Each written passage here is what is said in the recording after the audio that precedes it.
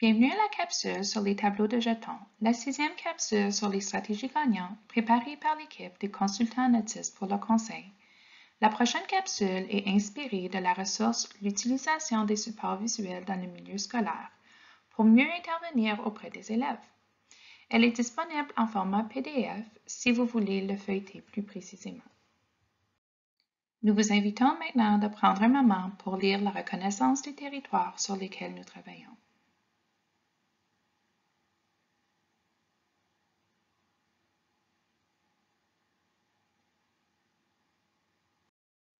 La série de capsules sur les stratégies gagnantes porte sur les appuis visuels, le renforcement, les tableaux de choix, les tableaux d'abord-ensuite, les horaires visuels ainsi que le tableau de jetons, vous donne l'occasion d'explorer les diverses stratégies visuelles qui répondent aux besoins de vos élèves. Cette 6e capsule, le tableau de jetons, vous explique l'intégration des tableaux de jetons et la mise en application de ce système de renforcement en tant que stratégie gagnante pour les élèves ayant besoin de motivation, de structure et qui sont prêts à un système plus complexe. Les élèves travaillent mieux lorsqu'ils savent exactement quoi faire, combien en faire, comment le faire et en sachant ce qui arrive après avoir terminé. Même s'ils connaissent la réponse à ces 4 questions, le dernier point est celui qui les motive à faire le travail. Pour certains élèves, l'adulte n'a pas besoin d'expliquer l'objectif, car il pourra lui-même regarder une situation, s'ajuster, planifier et se motiver de façon intrinsèque. Pour autres élèves, on doit ajuster notre intervention pour lui offrir plus d'appui, plus de consignes et plus d'encadrement.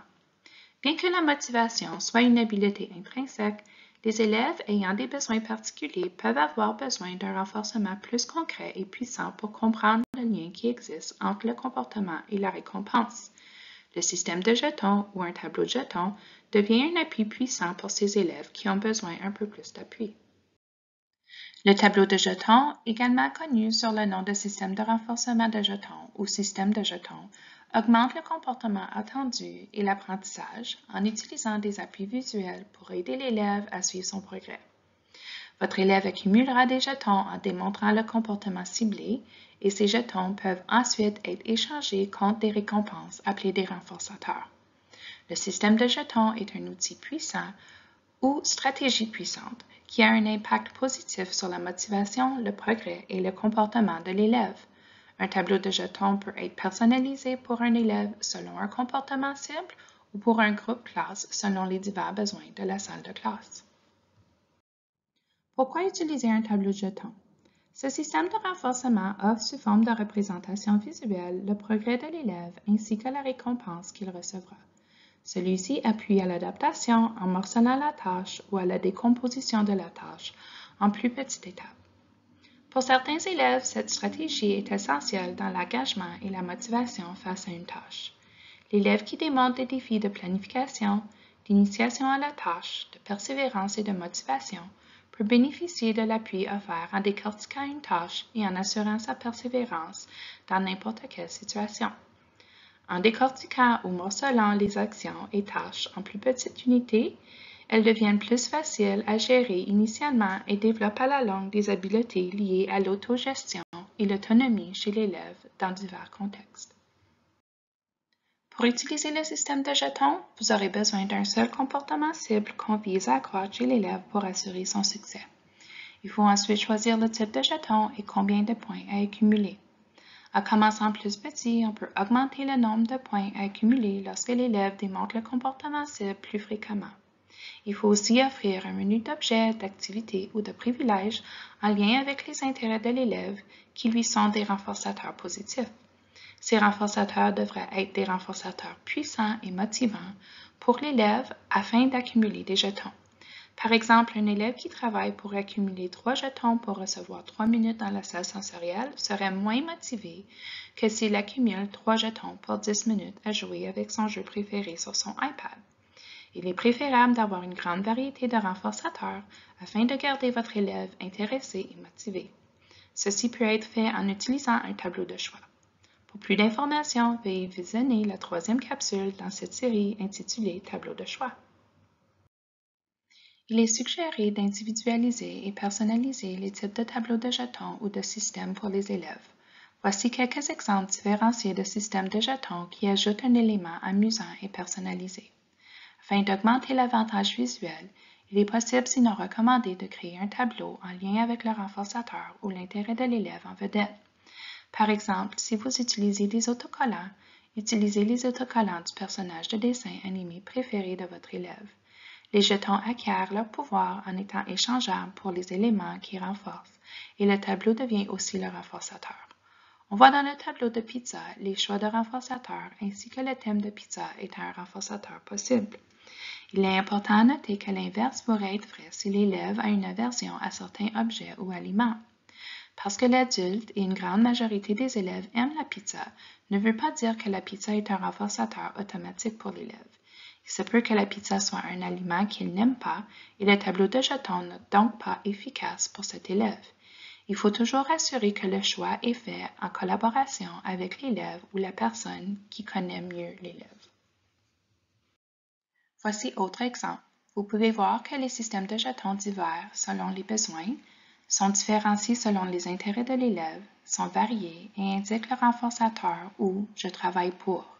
Les renforçateurs sont explorés dans la deuxième capsule de cette série portant sur les stratégies gagnantes.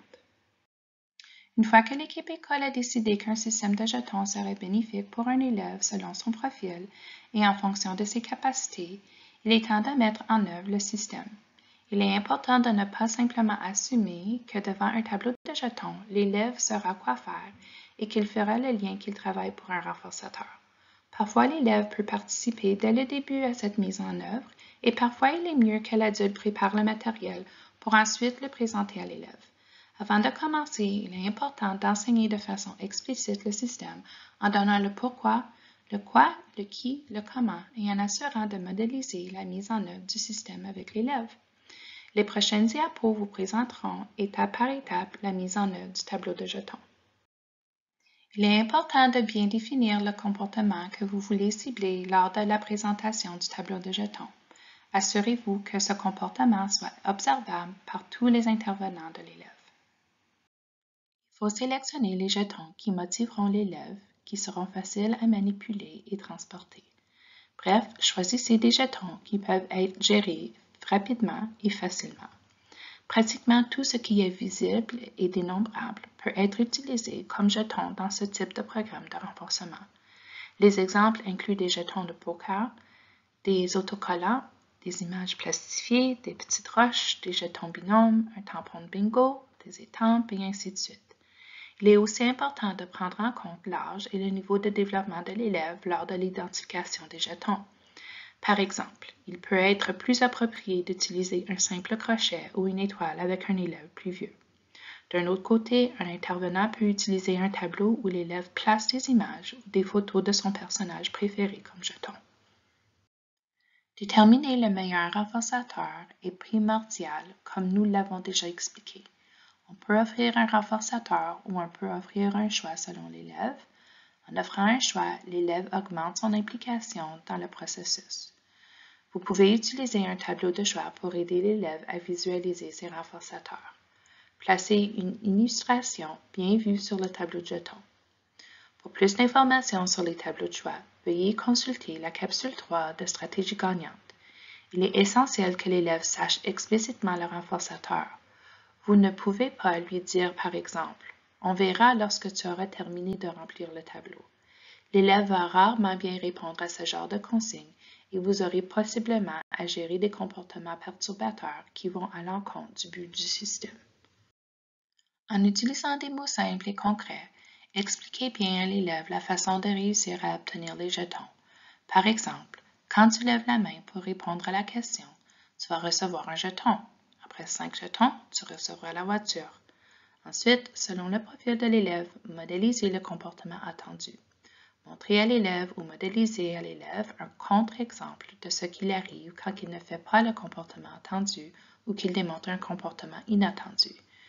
Il doit associer qu'il aura un jeton pour le comportement attendu, mais en aura pas quand il ne démontre pas le comportement ou qu'il démontre un comportement inattendu. S'il prend la parole sans avoir levé la main pour demander le droit de parole, il n'aura pas de jeton. S'il lève la main pour le droit de parole, il aura un jeton. Une fois que l'élève a un jeton, il ne peut pas être enlevé s'il démontre un comportement inattendu. Une fois qu'il a gagné le jeton, il ne peut pas le perdre. Il peut simplement l'échanger pour un renforçateur. Le concept demeure simple. L'élève reçoit les jetons après avoir démontré le comportement attendu. L'élève doit répéter le comportement attendu selon l'objectif ciblé. Lorsque l'objectif est atteint, l'élève peut échanger les jetons contre des renforçateurs. L'élève recommence à zéro pour répéter le processus. Au fil du temps, l'élève apprend à associer les jetons à l'échange de renforçateurs et par la suite, les jetons deviendront précieux et convoités. Avec le jeton, assurez-vous d'offrir des félicitations précises lorsque l'élève démontre le comportement attendu. Beaucoup d'élèves ayant des besoins particuliers n'ont pas encore appris la valeur des renforçateurs sociaux ou un renforçateur intrinsèque. C'est aux intervenants qui travaillent avec l'élève de lui modéliser ce type de renforçateur et de créer une association initiale entre le renforcement social et le jeton. À mesure que l'élève devient plus motivé par le renforcement social, on peut estomper tranquillement l'utilisation des jetons. Ce processus est appuyé par une consigne verbale qui explique le comportement attendu et le lien avec le renforçateur. Ceci peut ressembler à « Bravo, tu as bien levé la main avant de répondre. Voici un jeton. » Immédiatement après que tous les jetons ont été mérités par l'élève, assurez-vous de bien mettre en valeur les jetons qu'il a accumulés pour ensuite les échanger contre l'accès au renforçateur. Par exemple, Charlie vient de recevoir son 5e jeton. Son intervenant dit « Bravo Charlie, tu as encore bien levé la main pour répondre à la question. Voici ton 5e jeton. Tu peux maintenant échanger tes jetons pour la voiture. » Au fur et à mesure que l'élève apprend les compétences et le fonctionnement du tableau de jetons, le nombre de jetons à gagner avant d'obtenir le renforçateur augmente progressivement avec le temps. Sur des jours, des semaines ou des mois, la période dépend de l'élève. Par exemple, à partir de 3 jetons à 5 jetons à 10 jetons, etc. En plus de l'apprentissage de comportements attendus, l'élève apprend également des compétences d'attente précieuses. Quelques conseils pratiques lors de la mise en œuvre d'un tableau de jetons sont: on ne retire pas les jetons une fois qu'ils ont été remis. L'élève a travaillé fort pour recevoir ses jetons et on ne veut pas diminuer ses efforts. Ce système est mis en place pour encourager les comportements attendus et diminuer les comportements inattendus. Si l'élève démontre un comportement inattendu, il faut tout simplement ne pas lui donner un jeton au lieu de lui en enlever. Par exemple, Charlie répond à la question sans lever la main, alors il n'a pas reçu de jeton et il aura autre chance pour recevoir un jeton. On veille à ce que la remise des jetons se fasse de façon uniforme par tous les membres de l'équipe de l'élève.